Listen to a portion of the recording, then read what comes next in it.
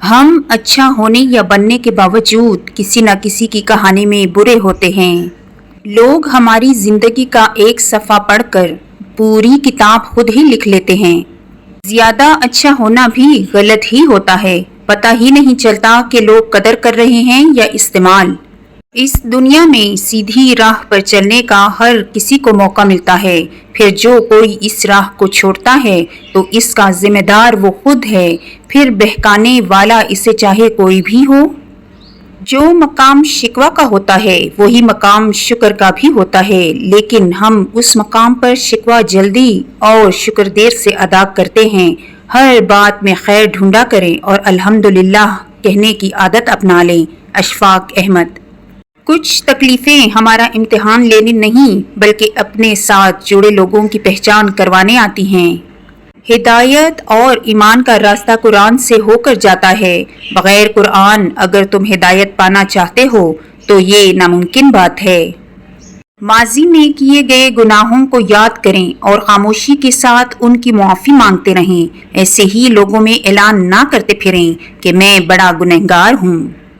بس اتنی بات ذہن نشین کر لیں کہ آپ تنہا نہیں ہیں، اگرچہ ساری دنیا بھی آپ سے منہ موڑ لے، یہاں تک کہ آپ کے اپنے بھی ساتھ چھوڑ دیں، تب بھی آپ اللہ پاک کو ہمیشہ ہی اپنے ساتھ پائیں گے۔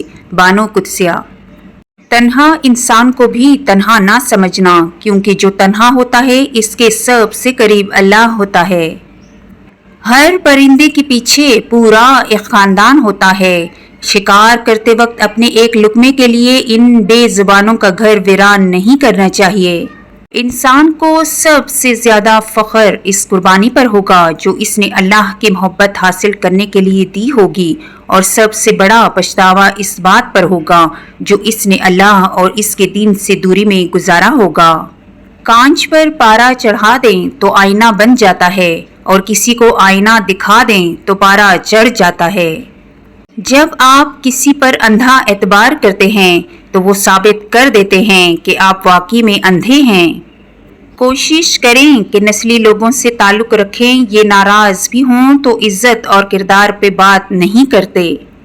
کپڑے جسم کو ڈھانپ لیتے ہیں مگر گفتگو ایک پل میں انسان کی اوقات دکھا دیتی ہے۔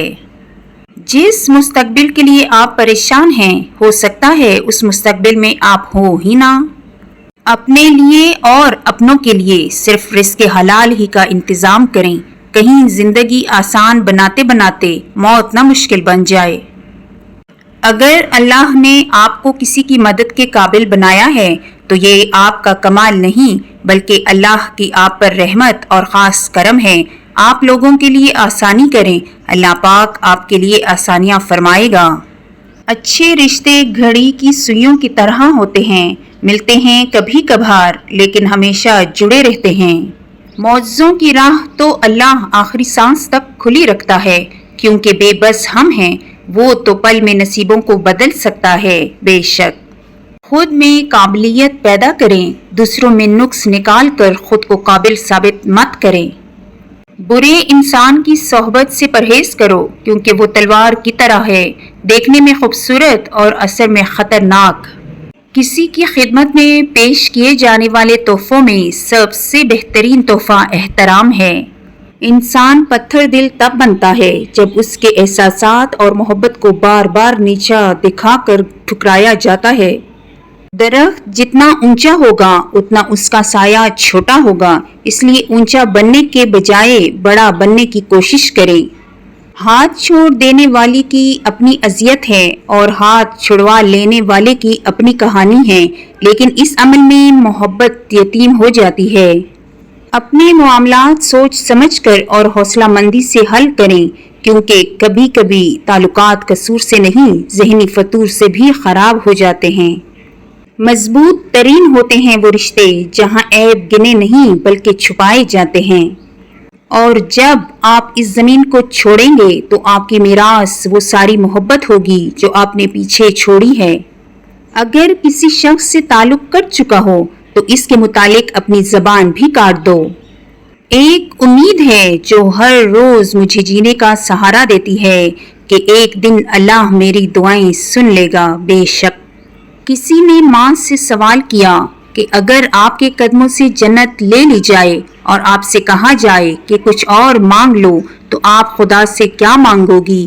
تو امی نے بہت خوبصورت جواب دیا، میں اپنی اولاد کا نصیب اپنے ہاتھ سے لکھنے کا حق مانگوں گی، کیونکہ ان کی خوشی کے آگے میرے لیے ہر جنت چھوٹی ہے۔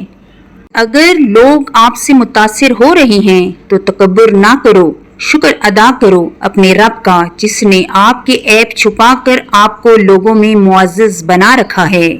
ایک ساحل نے کسی دانا شخص سے پوچھا، کیا چیز زیادہ اہم ہوتی ہے، راستہ یا منزل؟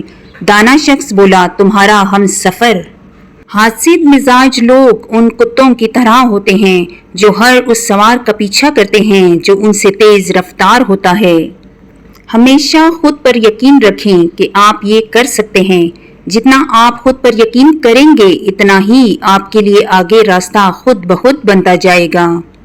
ایسا بیگ مت خریدیں جو 10,000 کا ہو اور اس کے اندر کچھ بھی نہ ہو۔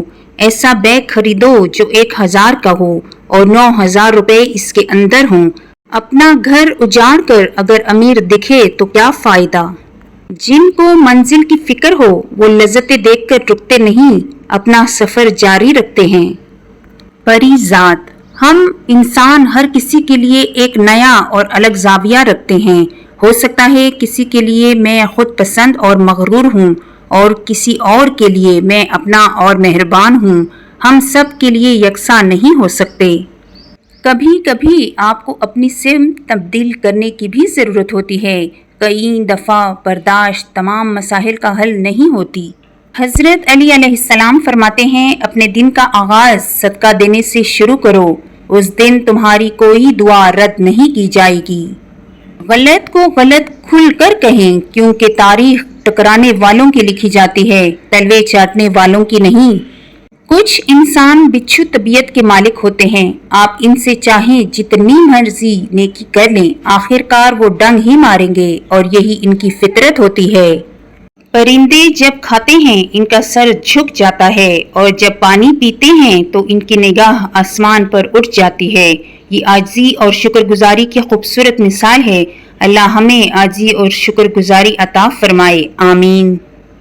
سخاوت سونے کے پہاڑ دینے کا نام نہیں، سخاوت اپنی بھوک رکھ کر کسی دوسرے کی بھوک مٹا دینے کا نام ہے، کسی کی ضرورت پوری کر دینے کا نام ہے۔